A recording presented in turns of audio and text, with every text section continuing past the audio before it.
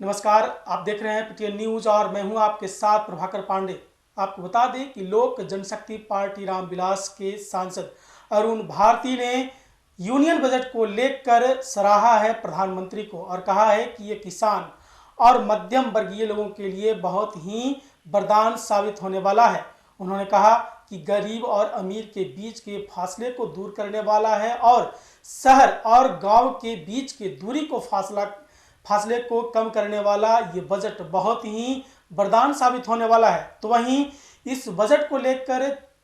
तेजस्वी प्रसाद यादव पर जमकर हमला बोला है। उन्होंने कहा है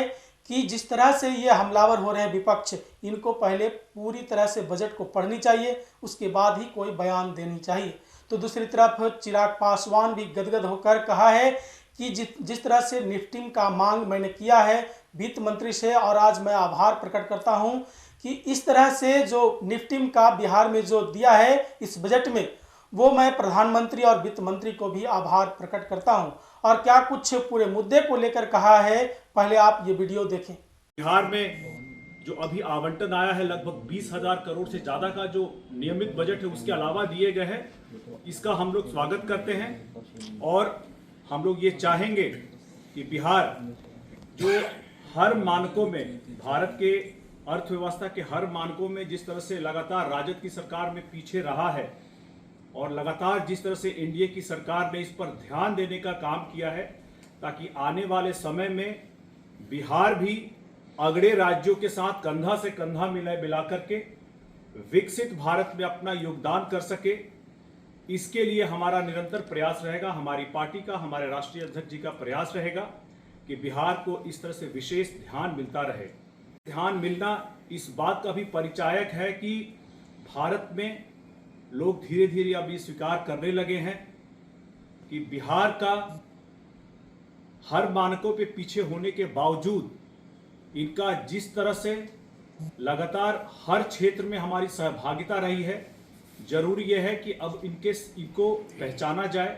इनको गौरव दिया जाए, इनको सम्मान दिया जाए और इस सम्मान को आगे बढ़ाने के लिए हर मानक पर बिहार भी आगे आ सके, इसीलिए इस बजट में बिहार का स्पेशल फोकस दिया गया है, बिहार को स्पेशल पैकेज दिया गया है, जिसका हम लोग बहुत स्वागत करते हैं। और आगे बढ़ के हम लोग ये भी कहना चाहेंगे कि हम लोगों ने जब फ्लो लीडर्स की मीटिंग हुई थी उसमें हम लोगों ने कहा था कि जब तक बिहार को स्पेशल स्टेटस नहीं मिल जाता है तब तक बिहार को कम से कम स्पेशल इंडस्ट्रियल स्टेटस मिले। ये हमारी पार्टी की भी मांग है, ताकि बिहार में और निवेश आ सके और औद्योगिक वहाँ पे बढ़त हो सके। साथियों, और भी चीज़ें हम बात कर सकते हैं, लेकिन अगर आपके कोई सवाल हो तो उस पर हम लोग जवाब देना चाहेंगे। नमस्कार साथियों,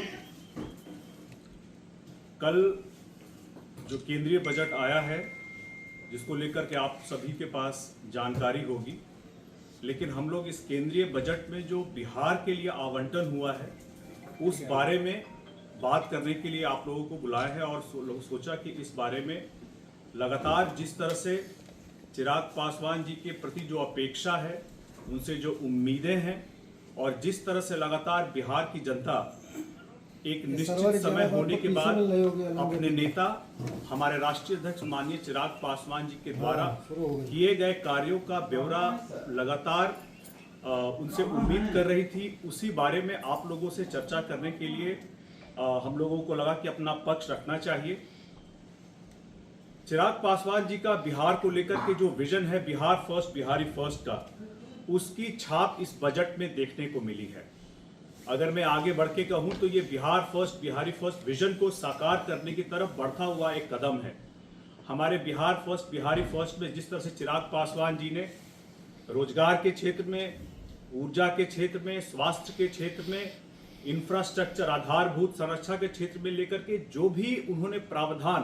Bihar first Bihari first vision में रखा है, इन सभी की एक छाप आपको बजट में देखने को मिली है। चाहे वो एक संस्था फूड प्रोसेसिंग टेक्नोलॉजीज में आपको निफ्टेम की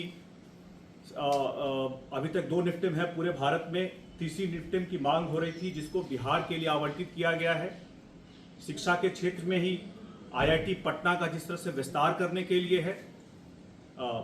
इंफ्रा के क्षेत्र में ग्रीनफील्ड एयर प्रोजेक्ट, ये सिविल एविएशन के प्रोजेक्ट्स लगाने के लिए है, एयरपोर्ट्स का है, या पटना का जो एयरपोर्ट है उसका विस्तार है, या बेटा का जो एयरपोर्ट है, ब्राउनफील्ड एयरपोर्ट जो ड्राई पोर्ट के बगल में है उसका विस्तार है, तो आप वहाँ कार्गो प्लेन उतरते हुए भी देखेंगे अब, जिसके कारण ट्रेड बिहार में, व्यापार बिहार में और बढ़ेगा। उसी तरह से मखाना का जो एक कृषि का हमारा क्षेत्र है, जो अभी तक एक ऑर्गेनाइज सेक्टर नहीं था, उसको ऑर्गेनाइज करने के लिए, आगे बढ़ाने के लिए, जिस तरह से चिराग पासवान जी ने लगातार केंद्र में रहते हुए लगातार उन्होंने इस मुद्दे को उठाया, प्रधानमंत्री जी के साथ अलग अलग कैबिनेट कमेटी में उठाया कि इस क्षेत्र को भी अगर हम ऑर्गेनाइज सेक्टर में ले आते हैं, इसको ऑर्गेनाइज करने की, स्ट्रक्चर देने की कोशिश करते हैं, तो इससे किसानों को फायदा होगा, इसमें मार्केटिंग को फायदा होगा, और इसमें जो उपभोक्ता है उनको फायदा होगा, और हमारे लिए एक्सपोर्ट करने की अलग अलग अवसर खुलेंगे। ये रहेगा कि कल बजट आने के बाद तेजस्वी जी को समय निकाल करके बजट को पूरा पढ़ना चाहिए। इसके अलग अलग एनेक्स्चर्स हैं, इसमें अलग अलग कहाँ क्या रियायतें हैं, कहाँ क्या आवंटन दिए गए हैं, ये डिटेल में दिया हुआ है, उनको भी पढ़ना चाहिए। हम लोग भी इस बारे में और पढ़ रहे हैं, और आपको आगे जो जानकारी होगी दे दी जाएगी। मैं ये कहूँगा आगे बढ़ के कि लगातार जिस तरह से